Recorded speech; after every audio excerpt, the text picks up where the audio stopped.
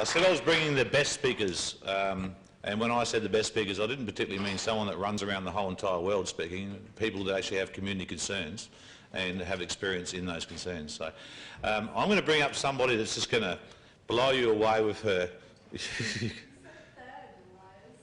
Someone disappeared. You can blame Greg and beat him up afterwards.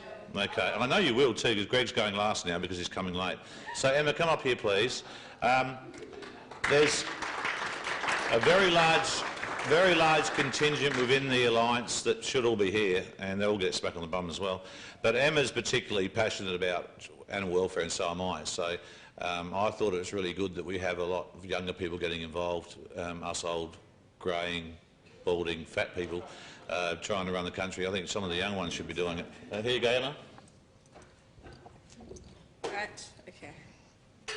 I have dot points. I frantically did some dot points on the bus here. So I'm good. Yeah, I have water. All right, yes, I'm Emma and I'm here for animal welfare. Some people may label me as an animal rights advocate and activist, but I think that's a bit of a mistake. I don't think we should be calling it animal rights or animal welfare and labelling it under that, because it's not the animals that have done it to themselves, it's the people, it's humanity. And if anything, it should be about righting human wrongs, in my opinion. And yeah, so I'm here today to tell you a bit about what's wrong with the world. I could stand here all day and tell you what's wrong with the world, but I'll try and cut it short.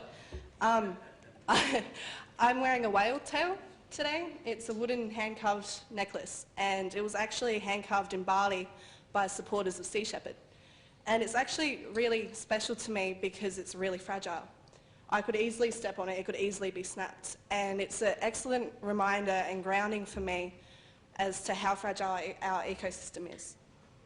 We have whales in the Antarctic, which is Australian waters, which have targets put on their head. We have Sea Shepherd four vessels that are leaving as we speak to go and stop these, because the government this year, after Tony Abbott got elected in, decided no, we don't need whale patrols. Over 1,000 whales they aim to slaughter every year, and nothing's being done about it. We have orcas who are stuck in SeaWorld, and no one quite realises that for an orca in a cement tank, that's the equivalent of being in a bathtub, a human being in a bathtub for 25 years of their life. We have dolphins who also come from SeaWorld, and you'll see them in SeaWorld acting like they're happy, but they're actually depressed. They were taken in Taiji, which is a place in Japan where thousands of dolphins every year are slaughtered. They herd them in. They use sound to trick them into going to this tiny little cove. And then you have the trainers who come in. They take their pick. They pick the dolphins that they like, the bottlenose ones, the ones that are from Flipper, that kind of thing, and sold for over $150,000. And the rest of them are slaughtered in the water, left to drown. It's disgusting. We have sharks who millions are slaughtered every year. You have them slaughtered and drowning alive after they've had their limbs cut off for shark fin soup, which is in Adelaide. There's restaurants all through Adelaide that stock shark fin soup, flake, that kind of thing, millions every year, and people don't seem to be thinking about it. In Western Australia, as we speak, they're calling for a cull of great white sharks, which is supposed to be an endangered species. They're calling for a cull because one surfer was attacked and died because of it. Why aren't people stopping to think about why those sharks may be coming closer to shore? Why would they be coming closer to shore? Let's think about it. They like food, yeah? How many fish have we got in the ocean? How many do we fish? How many are killed and tossed overboard, left dead through bycatch of trawlers? We're worried about super trawlers. Trawlers do the same thing. They just got more of them. You've got the domestic animals. You've got your dogs and your cats, which, you know, we all love really dearly, and they're euthanized in shelters under the pretext of overpopulation. Thousands of dogs and cats euthanized every year for overpopulation, when that doesn't make sense to me. When over in America we've got someone who goes by the name of Nathan Winograd. He he's shown people that overpopulation doesn't exist. He's got this thing called the No-Kill Advocation Centre, which is just advocating for shelters to go no-kill and implement the methods used to no-kill. And the shelters that he's worked with have a 100% rehoming rate of healthy dogs and cats. So why are we euthanizing these animals when they have a home? Why is 4 weeks deemed as long enough for an animal to find a home to live the rest of its life?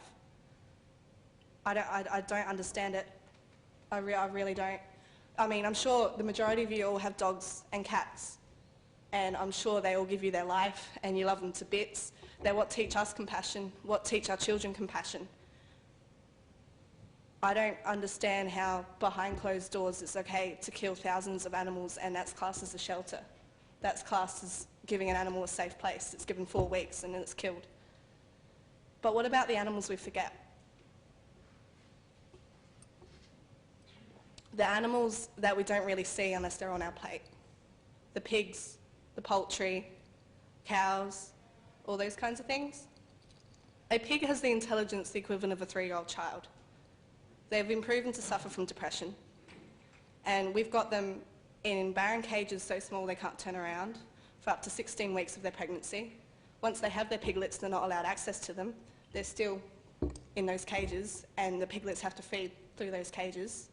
They suffer from depression. They have their teeth cut as piglets with no anaesthetic to try and remove the issue of cannibalism because they literally go insane in there. We have chickens who are living in cages that are the equivalent of this space per chicken. And no one seems to realise this. It's becoming, you know, more and more aware. People are becoming more and more aware. There's like all sorts of campaigns against it, against factory farming, which is what we call it, intensive farming, factory farming, it's the same thing. And people watch it and then they go to their shop and they go, right, I'm not going to support this. I'm going to stand up. I'm going to do what I believe in. I'm going to go to the store and I'm going to buy free range.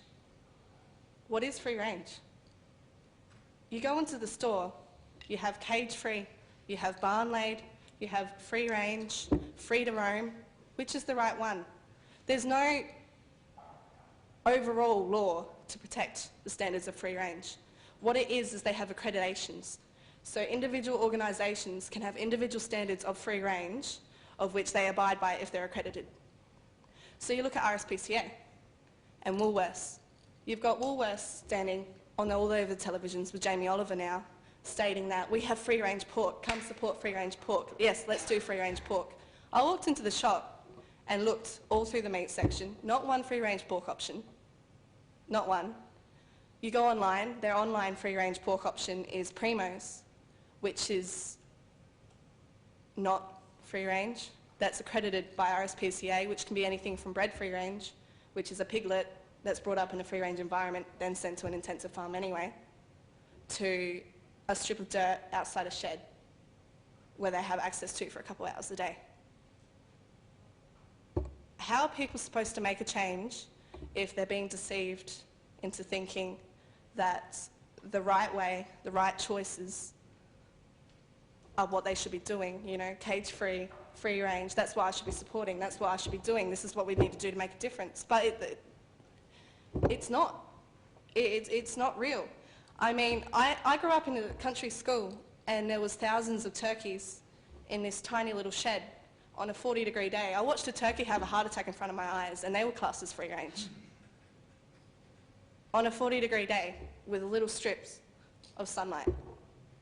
I understand that people may not see these animals as the same as their dogs or cats because they're farm animals. But that does not give us the right to take advantage of that, to strip them of their voice, to shove them behind closed doors where thousands of people don't see it, and just let them live like that. That is not a quality of life. We have stripped them of their quality of life and we have a responsibility. If we're going to go to the store and make a purchase and consume meat and egg and dairy, we should be making the right purchases and supporting the right industries and the right farmers. But you don't see the farmers stocked at Woolworths, you see them at Mark's Farmers Direct Markets, busting their asses off trying to say, yes, this is what we need to do. this is what we're doing it the right way, but no one sees it because they're hidden off in the market, whilst all everyone sees is big Woolworths and Coles anywhere and everywhere. Live export. That's a big issue. People seem to think that live export's primarily an animal rights issue. When I've met hundreds of farmers who are against it, they hate it. They absolutely hate it. But we have animal rights advocates standing and advocating for veganism, which I also understand, so they refuse to work with farmers. And that's what Alliance is about. It's about taking the right steps and uniting people, whether they're an animal rights advocate or a farmer, to make the right choices. I'm pretty sure that every single one of these people in this room is against animal cruelty. I'm pretty sure none of you would advocate for animal cruelty. None of you would willingly, knowingly, intentionally purchase a product that is condoning the abuse of animals. It's the same for the farmers. They're just being pushed to that because Woolworths, that's what they buy, that's what they stock, and they put it down cheap. Leg ham on special for $8. People are running out of money, so they go there, they buy the cheap option. They don't have the choice. I mean, we have free-range pork farmers. You've got Saskia Beer, who is Maggie Beer's daughter, in the Venture Shed markets in Angaston, busting her ass off, trying to sell her pork. And in order for her to try and make a living, she's selling it about 3 to 4 times at least the amount of an average leg ham, and booked months in advance, when they're the people that we should be stocking at the supermarkets. But yeah, there is change, there is things happening. With the dolphin slaughter in Taji, we've had our first Japanese protests over there, first Japanese people over there protesting. This year, with our the Sea Shepherd campaign, Zero Tolerance, we saved 932 whales, and that is the Japanese labelled that as this is officially their worst whaling year of all time in all whaling history. This is the lowest quota they've ever done. And that's by people who are getting told by the government, getting told by other people we can't do anything, gone, well yeah, actually we can do something, gotten a group of people together, got on hold of some money, pulled together some strings, got support from the public, and they've gone out and stopped it. And that's what we should be doing. We should be taking the right steps. We should be making the right purchases. There are the right purchases. It's just bloody hard to find them. You've got to look them up. Look up the accreditation, look at the standards of free range, and you'll find out which ones are the ones to support. Yeah.